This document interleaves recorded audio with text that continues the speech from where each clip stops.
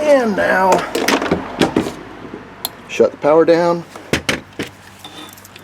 unplug the power,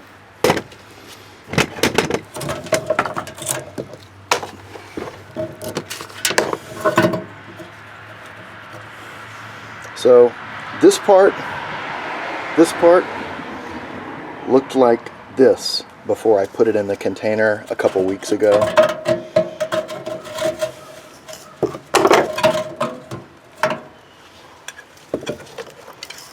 Same with these.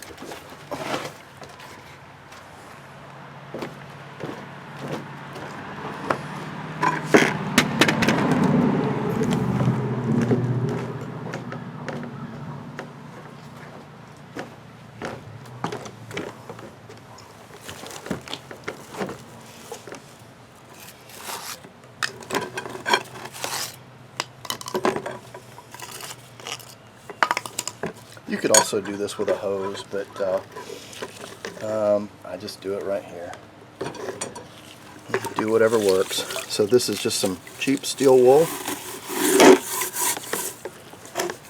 It's not real fine. I guess fine would work. A chore boy, copper chore boy would work. But all I'm doing is removing the loose rust.